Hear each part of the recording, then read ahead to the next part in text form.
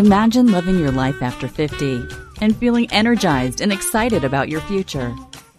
Welcome to the Women in the Middle podcast, the podcast for women who are ready to figure out what they want and create the life they deserve. Here's your host and master certified life coach, Susie Rosenstein. Hey there, today's episode is all about infidelity and midlife relationships with Dr. Lauren Napolitano. Let's go. Welcome back to the podcast Women in the Middle with over 1 million downloads and counting. I'm your host, Susie Rosenstein, your master certified coach and midlife clarity expert, and I am so glad to be here with you again. So, I joked with my guest today that our interview was going to be interesting because as a podcast host, I'm known for my upbeat nature dealing with challenging and difficult midlife issues. And today's topic would no doubt be one of those challenging, difficult issues. And this topic, of course, can feel really heavy. But I know you're going to appreciate the perspective and insight that she brings to this whole topic. Now, just quick before we dive in, I'm also excited to invite you to download something I made for you that is free and fun to think about. It's your copy of Top 10 Tips to Reimagine Your Life After 50. It's super useful when you're looking for some journal prompts to start thinking about who you are, what you want, and what is really possible. If you're interested in grabbing this guide, head over to www.susierosenstein.com/10 questions. And it's the number 10. 10 questions. Okay, now here we go. As I mentioned, today's episode is all about infidelity and midlife relationships. My guest is Dr. Lauren Napolitano. Lauren is a clinical psychologist in Philadelphia. She has 25 years experience treating individuals and couples. She specializes in helping couples who are dealing with infidelity, sexual difficulties, and communication issues. She also works with divorced couples who need support in their co-parenting relationship. When she works with clients on an individual basis, she aims to help them get unstuck and better identify goals for themselves. She is direct, honest, and wants to help people to feel better fast. When Lauren is not working, she can be found walking her dog, watching The Real Housewives, or eating pizza. I really loved the opportunity to explore this topic with her, and I know you're going to get a lot out of hearing this interview. Here we go. Hi, Lauren. Thanks so much for joining us today on the Women in the Middle podcast. Hi, Susie. Thanks for having me. Wow. As we were talking just now a little bit in our pre-interview conversation, we realized together that it's kind of surprising that after having a podcast this long, this podcast started in 2017, that I haven't yet featured any expert on infidelity. And I know you were a little surprised. And as we're talking about it, I was a little surprised too. We've talked about marriage. We've talked about long-term relationships and divorce and when a spouse dies, but we haven't really talked about this. So I'm so grateful that you're here to talk about it because it's definitely a topic that is very hard to talk about. So I thought we could get started. If you could just tell us a little bit about yourself and how you became an expert in this area. Sure thing. I'm a clinical psychologist in Philadelphia. I work with individuals and couples, and I personally experienced infidelity in my first marriage about 15 years ago. I didn't specialize in infidelity when it was happening to me. Obviously, that would have been a little bit overwhelming. Just now that I think after about 10 years had passed, it really became something that I was passionate about because I had experienced it and I knew that it was a real catalyst for marriages. Definitely. And so what were your main interests before that? Because I'm always looking for clues about passion, and my background is applied social psychology. So I know you've probably always been interested in behavior change, but what was it like for you when you were figuring out what you wanted to do? I think within the realm of psychology, people follow like their own life history, like with a kick, like with a delay. So what happened to me is very similar to what happens to a lot of therapists, where when you first start out, you specialize in adolescence, because you're in your early 20s. So you really relate to the teenagers. And then once you phase out of that, you start specializing in postpartum care. And then you phase into something else. But I think it follows the sequence of what you've experienced, but with a delay. That makes sense. So when it comes to infidelity, I know that you say it's common. Tell us a little bit about what's going on at a high level with infidelity and marriages, long-term relationships. Well, the truth of the matter is it's obviously something that's very hard to get data on because there is such stigma and shame around it. So I can really only speak anecdotally, but I would say about a third of my couples cases present for couples therapy due to an infidelity, whether it's emotional infidelity or sexual infidelity, but there's some sort of rupture in the marriage that has occurred. And so people are coming to you because of this? Correct. So they specifically, it's like maybe things were a little wonky before, but this was the thing that broke the camel's back and they need to come get help. Is that how it goes? Yeah, I think really what it is for most people in really a very good way is that it's a big wake up call. It's like this giant light comes on. It's like, wow, okay, we were both potentially on autopilot for a while and, we have skidded off the road. And it's time to reassess and figure out like where are we going and what is working and what isn't working. Wow, wake up calls are such a big part of midlife. Yeah, aren't they? Yeah, totally. And I've done episodes on it. Like sometimes it's a health scare or something happens with your parents, your aging parents, where they get a diagnosis or you need to completely change the way you're living. Sometimes it's something with a kid or a job layoff or something. And infidelity. Yeah, absolutely. Wow. Okay. So tell us what happened, in your experience with your first marriage. Well, I was married for about 8 years. I will say, in full disclosure, I had barely dated prior to getting married. I just had this rom-com illusion that you meet the one, right? Like bada bing, bada boom, everything's going to work out. And then you just live your married life. I will say in hindsight, I was very emotionally immature. So I got married and the marriage it didn't work. It just was very onerous. It was very hard. We were not in sync. I would argue this person wasn't consistently very kind to me.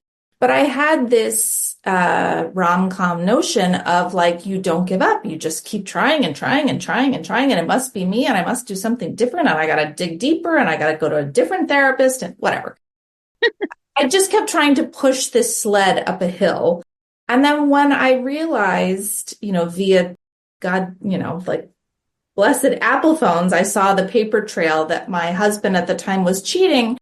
It gave me this, I will say I was traumatized at the time, but it also gave me this epiphany of like, you don't have to do this, like not every relationship is worth fighting for. So in a lot of ways, it gave me permission to leave. Whereas I think without that evidence, I might still be married and just trying and trying and trying, like beating my head against a wall with something that didn't work. That's really interesting. I have also felt I got laid off from a long-term job, 19 years. And I often feel that if I didn't get laid off, if I didn't have that wake-up call, that thing that happened that was not in my control, I don't know if I would have had the nerve, the insight, the courage, whatever it was, to move on. Yeah, right. You're right. Like it's an outside thing that puts a spotlight on what's happening, and then it gives you more data. And that's always a great way to find more thoughts when you have more data. Yeah, right. Yeah, more possibility. For me, it gave me like a tangible evidence of like, I'd had this gut feeling that we were sliding or sort of circling the drain, but I didn't really have this evidence of like, you don't need to be here. You know what I mean? Like that this thing is broken and it's okay to walk away, which I think for a lot of people, it can be helpful. Really helpful. And sometimes when if you're talking to a girlfriend or somebody that really loves you and has your best interests at heart, they may have some insight. But when you're experiencing it because of all these other thoughts and feelings you have from rom-coms, from your parents, from your grandparents, from society, from your friends, sometimes you just really don't have the perspective and you are only looking at it as one way, one path. I think the other thing that happens too is that I can speak from personal experience is that when you're in a marriage that is in fact circling the drain, right? Like it's just going poorly. Every interaction is hostile or toxic or disappointing, just, for years and years. It's not something you even tell people. So I didn't tell my parents that things weren't going well. I didn't tell my friends. Like it was this very dark secret. So when I said we're getting divorced, people were blown out, right? Because we had been acting happy. But it's one of those things that even when your marriage isn't going well, it's so shameful that you don't even get the support or the feedback you need. Why do you think there is so much shame and stigma around it? Around like your marriage not doing well? Yeah. You know what I think it is, which is a very simplistic solution, is that, when you're like a little kid, say you're like in 7th or 8th grade, and your best friend Amanda is kind of excluding you from her birthday party or, like meeting with everybody in the bathroom stall, but locking you out. And you go home and you tell your mom, oh, Amanda is having a sleepover and she didn't invite me. Your mom never forgets that, right? Your mom now has an axe to grind with Amanda. 100%. The next 25 years, that mom resents and is always distrustful of Amanda. Even when Amanda has earned her way back into your heart, your mom never forgives her. And I think we have that same logic when thinking about our spouses, which is just sort of like, if I really tell you how this person is treating me in my situation, right? Like where someone was being unkind to me, if you really knew how bad it was, there is no possibility of a comeback, right? Like the public perception will shift. My friends will be against him. And I'm hoping that this next couples therapist is going to inject us with some kind of love serum, and that hopefully I won't need anyone to know that we had this rough chapter. So I think it comes from, the way your mom treats your friend that was mean girling you, but also it comes from a sense of optimism, which is sort of like, hopefully we will leapfrog over this chapter and nobody needs to know. Lauren, that is such a great description. And now you can really see that optimism coming through. And when you first think about stigma, it doesn't feel optimistic at all. It just feels dark. But yeah, we are internal optimists when it comes to love. Yeah, of course. Yeah. So in your notes, you mentioned that American culture has a cheaters always cheat kind of mentality. So tell us a little bit more about that. Well, I think that it's very true. And Esther Perel, who wrote an entire book on sort of cheating, extramarital affairs, et cetera, and she's not American, but she really hammers home this point that in Europe, there's much more tolerance for extramarital affairs. And in America, it's very black and white. If you tell someone, oh, my spouse cheated on me or I cheated, right? There is this knee-jerk cultural reaction of like, well, then it's over. Case closed, it's over, move on, pack your stuff, either free that person up to live their life or, throw that person out into the street. And it's true, that is our knee-jerk reaction. There's like very little patience or tolerance for the idea of like, well, maybe there's a little bit of a mess right now, but probably can be worked through. But I think it also contributes to why people don't tell their friends, right? Because they know they'll be bombarded with, okay, well, you need to leave. Wow. And I guess the other thing you mentioned in your note here is that being in your 50s or older, it has this extra weight to it when it comes to starting over.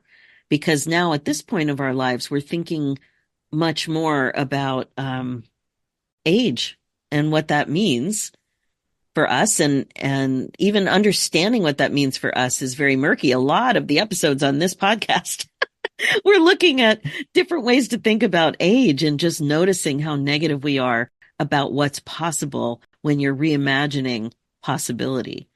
So how does that come up in your practice? Have you noticed that a lot with women in their 50s? I definitely think age and comfort and security and sort of long-term planning is one of the factors in terms of figuring out what the next steps are, right? I mean, When I got divorced, I was 35 and it was messy because I had little kids, which is a mess. But I didn't have that weight of like, wow, like I wanted to retire at this age and how does this affect things? It was more just kind of messy, but it didn't have that kind of long-term planning piece. But I definitely think for people that are midlife, there is a question of like, how much do I rock the boat? Mm. Yeah, I can see that also because it's so stressful too. And I didn't want to believe that if you leave a marriage, that there's still like it was in the 50s kind of with all this social isolation. But there's a lot of stigma with being divorced. I was so surprised for people to tell me this. But especially for women in the middle, it really can be seen as very negative. You can be socially isolated. Well, you definitely need to kind of renegotiate your friend group and kind of like find a new spot for sure. But I think on the flip side, like on the one hand, there is this heaviness of like, wow, like what is my next chapter? When does this affect my retirement? Like what is it going to look like with the kids? All of these sort of long-term factors. But the flip side of it is that in some ways, it's also kind of liberating. Like if you decide, like say in my marriage, where it's like, wow, this is the wake up call I needed. I can't do this for the next 30 years. There is something really invigorating about saying, you know what, life is short. Like, I don't know what's coming next, but I know I'm not going to do this, which I think is the liberation of midlife, where you know yourself and you know what you can and can't tolerate. Yes. And we also are very aware of wasting time. Absolutely. Right? The whole wasting valuable time thing, it's very heavy. And there's a lot of awareness about that for sure. Okay, so let's talk about what happens when you find out about an infidelity. How do people usually find out these days? Is it the phone? It's always the phone. Right? What else could it be, Susie? It's always the phone, right? Whether it's like banking transactions or texting, or a lot of people use WhatsApp to try to not be using their texting. I mean, there's so many paper trails, right? Wow. It's even hard to get your head around because I don't think of myself as very savvy. If I did want to cheat, I wouldn't even know what to do. I wouldn't know how to be savvy about cheating. I have no clue about anything when it comes to tech. So people who want to try to cover it up, even those people are usually, you're able to figure it out on a phone. Yeah, I also think that whether it's the man or the woman who is cheating, right? Like it's not all like, oh, there's all these women that are being cheated on. There are women, 50% of people that are cheating are women, right? I also think that the women that are cheating, whoever it is that is cheating, there usually also is some degree of ambivalence, right? Where they might want their partner to find out because they want that person to wake up and realize, like, I've asked you to go on vacation. I've asked you to stop working on the weekends. I've asked you to, try salsa dancing with me, whatever, right? And that usually there is some unconscious intent of having the person kind of wake up. I don't think most people want to have a 7-9 year affair secretly. That isn't typically the norm. Okay, so you find out, then how do you decide what to do? Should I stay? Should I go? Should we get help? How do we get help? Like, how do you even know how to take that next step? Well, the first thing you're going to want to do is just Google couples therapist near me, right? You don't want to try to go through it alone because it can be so explosive and so painful. And the first stage, which again, I talk about Esther Perel a lot, but she talks about the first stage of learning of infidelity. Her term for it is death by 1,000 cuts. Because what the person is going through is that so say I learned today, oh, wow, Susie, you've been, having this affair for the last 2 years.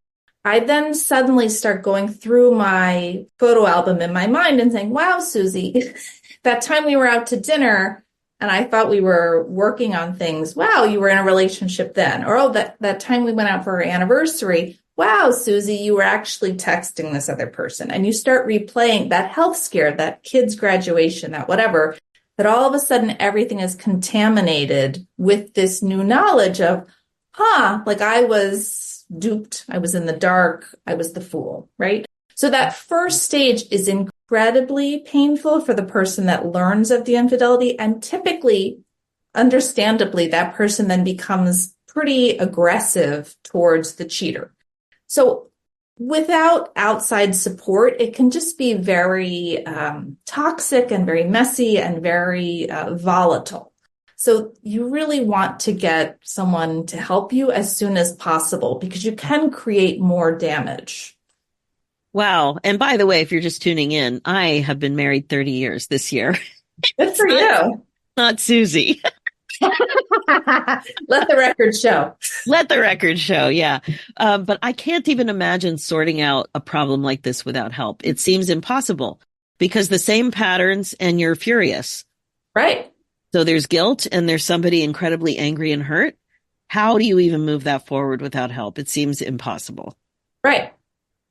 I think that's true. I think without help, you end up just stuck in this kind of like, I can't believe you were with this person, at the Super Bowl or on my birthday, and you can get very stuck in that death by 1,000 cuts stage and not move forward. Wow. And also I'm just looking at you going, how do you do this for a living? Like, how do you manage all of this negativity and people who are upset? Like, you must be a superwoman as a therapist to be able to like get in there and stay the course and not bring it all home. It's a lot of negativity and hurt. But it's also really great though, because I think the worst thing for any relationship is being on autopilot, right? Yeah. Where you're kind of half engaging and, kind of keeping your eye on the road, but really checking your texts and, like just kind of phoning it through in your relationship. And at least when there is the revelation of infidelity, things are real. People are honest. Like something is happening that will change things for the better, regardless of what the outcome is. Like things are honest. I'm so glad you reframed that, but you're right. The reality of the situation is staring you in the face. There's no more fun and games with it. Like it's clear as day. And as a professional, as a psychologist, that of course that's exciting because you're really going to help somebody. Yeah. I was just sitting there thinking, oh my God, those first few appointments must just hope you don't have many the same day at that stage. Good point. My goodness. Okay. So then how do you start helping people who are in that really bad first phase? Well, I think the first thing is to only have these kind of death by 1,000 cuts conversations on a limited basis, because the problem is, again, the person that is kind of reliving all of these memories wants to talk about it 24/7, which is completely understandable, but not helpful for either part. But typically in therapy, you can move through that phase within a couple weeks or so. And then the next phase is really trying to figure out, like, were the two of you on autopilot? Like, what was going on such that, something like this could happen? So really diving into what has your relationship been like? Like, was it great? Did it seem great? Like, what is the reality and when did things change? Because presumably things were better, at some earlier point. And so in your experience, do people tend to look for an affair, or is it more a coincidence that one presents? Well, tell me what you mean exactly. Like, is somebody typically going, I need to have this kind of an emotional need met or sexual need met, period. I'm going to go make something happen. Or is it usually something that just happens where somebody's not looking for it, but it presents itself, an opportunity or an attraction presents? Well, that is a good question, right? Like, remember the website Ashley Madison, which since went up in flames? Like, it was, I can't remember what their tagline was, but it was something really offensive. Like, Yeah, it you can was. be married and eat your cake too. I mean, I think there's a small proportion of people that are actively looking to sort of stray, but I think it typically happens more organically, right? Like where you meet someone and there's just a certain chemistry and a friendship.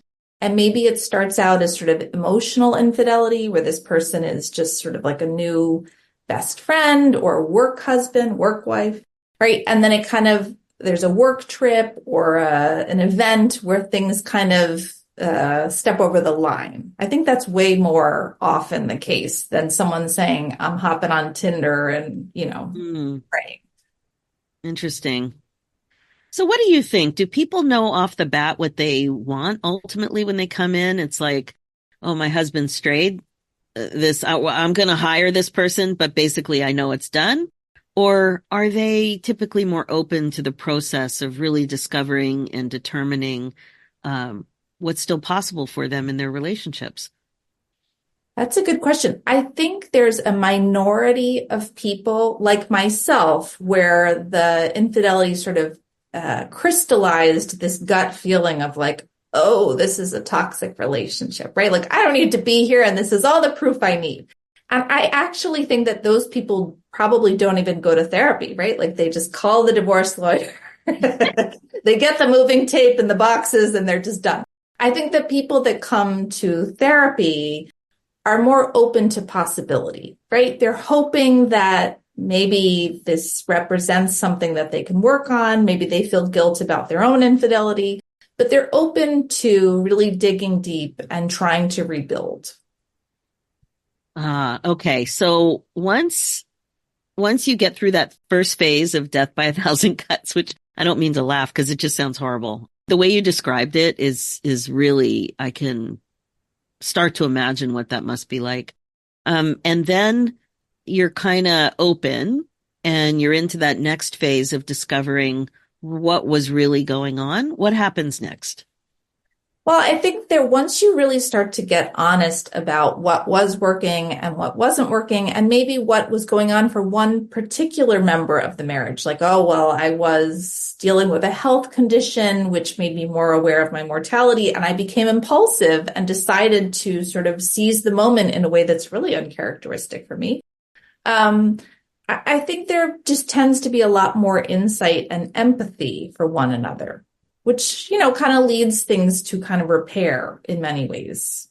But I will say it's once you come into therapy, there is tremendous room for improvement and repair and growth and sort of enhanced honesty.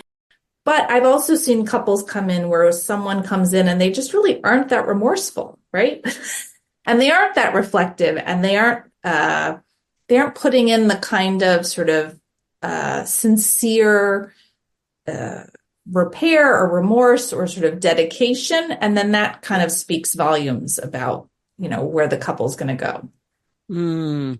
Right when you said remorseful, I was going to ask about apologies and forgiveness. And how does that work in therapy? If somebody is really remorseful for breaking that vow and that commitment, and the other person is probably still angry.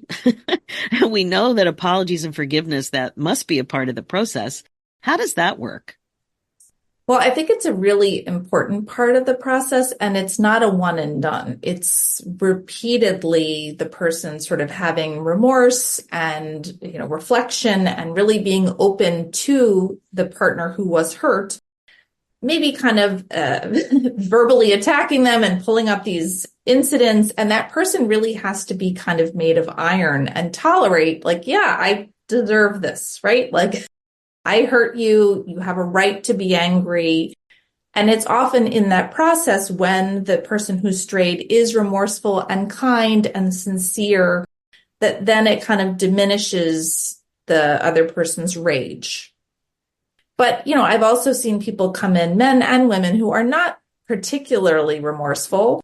And then they really can stay stuck for quite some time. because they might say, hey, we've covered this, knock it off. Like, we've already talked about this. I can't keep having this conversation. And I'm sitting there thinking, oh, yes, you can. Like, you absolutely can keep having this conversation if it helps your partner. But sometimes when people kind of wall off and say, we're done talking about this, that kind of really puts like a knife in terms of like how quickly things can move along. Wow, Lauren, I'm glad that you mentioned that. I just had a thought that I definitely think that women, well, it's probably, I don't know, you can tell me how true this is, but I think women really have a need to talk. And Absolutely. I've seen men in my world over, I'm 60 now. I've seen a lot of men had relationships with men.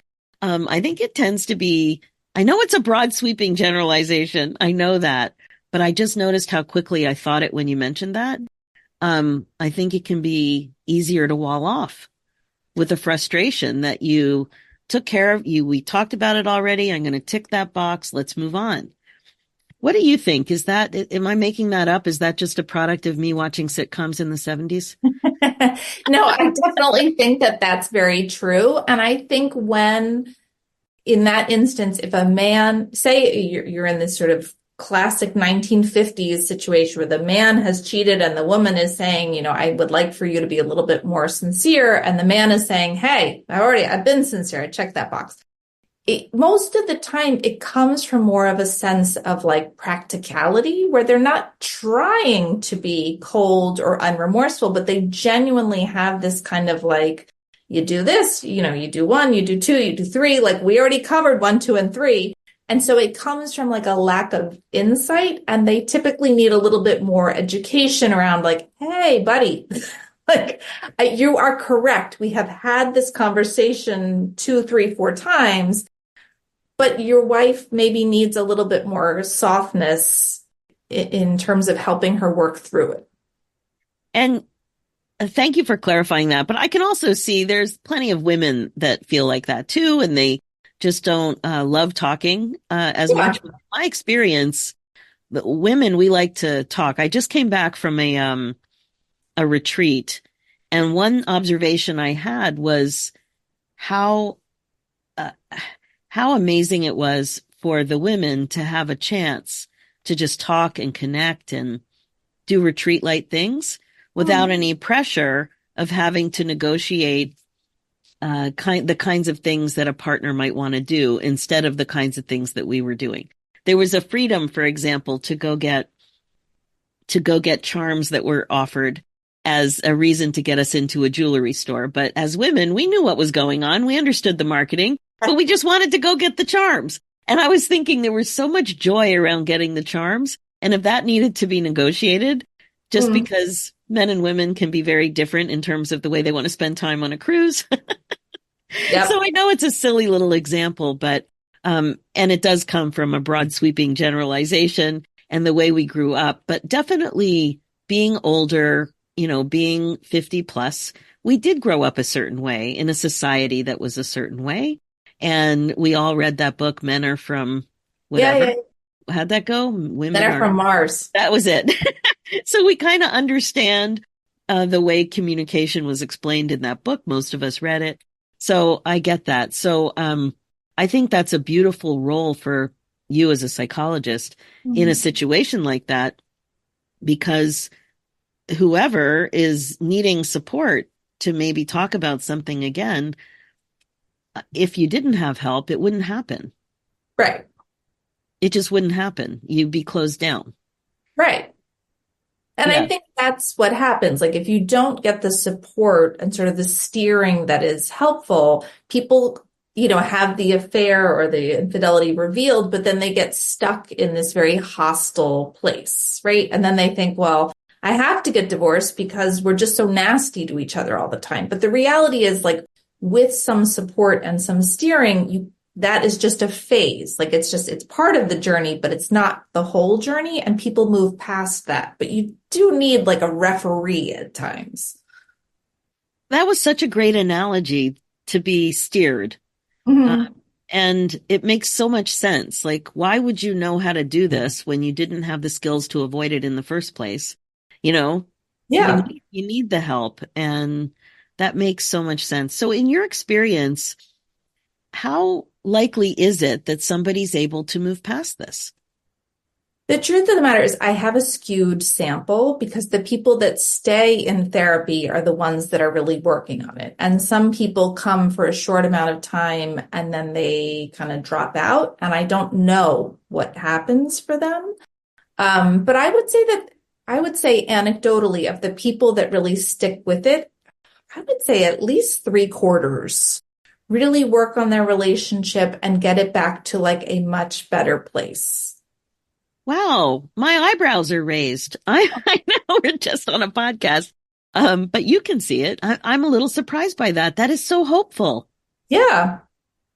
I think it's really not the end of the world, but it is something you have to take very seriously. The other person that I would love to quote is Dan Savage, who's an author, and he has an amazing podcast too, all about love and relationships. But the thing that he talks about is that say you're married for 30 years and say you strayed one time in 30 years. And he makes a similar argument, which is that American culture wants to say, it's broken, you screwed up, like you should be thrown out onto the street because you're a bad person. But his argument is like, listen, if it was only one time in 30 years, like you're actually pretty good at monogamy, right? Like, let's be a little bit more compassionate about human nature and impulsivity and a glass of wine or whatever. But that really, if you take more of a bird's eye view of marriage, particularly longer term marriages, this American culture of sort of like, once a cheater, always a cheater, it doesn't do anyone any favors. You've really given such an interesting perspective. Like I said, I've never taken a deep dive into this topic, and I don't know many people personally who've even dealt with it or talked about it. Right. And that point was an excellent point. With so much stigma and shame. But your perspective is so interesting, and having kind of an inside look on what support would be like from somebody like you in a situation like this and what the phases are. So interesting. I can really appreciate how difficult it is and how important your work is, and now how hopeful it can be. Do you think you're to the point now with as much experiences that you have that you can accurately predict whether someone's going to stay together or get divorced? Yeah. Usually I can tell in the sense that if the person that strayed, like say in this situation, I cheated. If I go into couples therapy and I say, well, you started it, or you were a jerk, or you were never kind, or if I'm super defensive and kind of gaslighting and rude, prognosis negative, right? Yeah. So when couples come in and you can sort of tell that maybe they've, like my first marriage, like that it's just sort of a toxic relationship. And this is just the outgrowth of like it's sort of like the final chapter of a very bad match. You can kind of feel that in your bones. Like, wow, this has really been a rough relationship for, however many years. And then you can also tell in couples where they really are genuinely alarmed by what happened and they really have respect and love for one another, even amid this world of hurt and pain. So interesting. I would imagine that your radar would be pretty good at this point. Mm-hmm. Yeah, for sure. I really would. I mean, that's the one thing we get from being older is we get to be wiser. We get to be wiser. You've had a ton of experience. Lauren, thank you so much. I want to ask you, how can people learn more from you? You have a free tool on your site. You want to tell us about that? Yes. Well, my website is my name. It's laurennapolitano.com. If you go to my website, there is a free tool, which is, it's a 30-second tool to combat the inner critic that's in our minds. For all of us, that little nasty voice that say you have a conversation with an acquaintance at Starbucks, and then you get back in your car and you say, oh, how did I say that? That was so stupid. Oh my God, I just put my foot in my mouth, right? That's the inner critic that really causes us a lot of unnecessary suffering, I have a 30-second tool that really just kind of works at kind of batting back that voice so that you can just kind of, let things ride a little bit more easily. Amazing. And also on Instagram, how do we find you? Yes. Also, my name is Lauren Napolitano, PsyD, PSYD, which is my degree. Excellent. Okay. We will have everything in the summary notes. Lauren, thank you so much. I'm known in my podcast world, my little podcast world where I just sit here and talk to myself and exciting guests, but I'm known for bringing an upbeat approach to difficult topics. And I was like, ooh, I don't know how upbeat this topic's going to be because what am I going to do with Lauren? But I was just so pleased that you were open to sharing your personal story and just giving us the perspective. So I know it's not a total downer, especially we ended on such a high note about what it takes to be hopeful and what it takes to really work through some of these difficult issues. So thank you so much for doing what you're doing in the world and really helping at such a deep level. Thank you. Oh, thanks for having me, Susie. Okay, that's it for this episode. I think you will likely agree that Lauren really helped provide perspective about infidelity and some solid advice for those going through it. I also loved when she made her point about optimism, that many couples are able to have increasingly honest and meaningful conversations after infidelity. Lauren was a great guest. As you know, this podcast is all about how to love your life again after 50. It's really all about coaching you to be more intentional and to incorporate mindfulness into your life as a regular practice. This is how you put yourself on your agenda. My focus as your midlife coach is to help you get unstuck, clear, and focused on your current values and priorities so that you don't have regrets. I can help you create the confidence, courage, and meaning that you are looking for. If you're ready to explore what coaching together might look like for you, you are invited to book your momentum call at www.womeninthemiddleacademy.com, and we will chat. And one more thing, if you're feeling stuck and want to take some fast action, you're also invited to get my new masterclass, Get Unstuck, Midlife Clarity Fast and Easy, where you can get clear about your next chapter priorities without spin, confusion, and overwhelm in less than an hour. Head over to www.midliferoadmap.com. And finally, for show notes and links, head over to www.susierosenstein.com and click the podcast tab and look for episode 378. You'll also see links there for my new show, Women in the Middle Entrepreneurs. Thanks so much for listening. It's time for you to put yourself first, one thought at a time. I'm Susie Rosenstein, and I'll talk to you next week.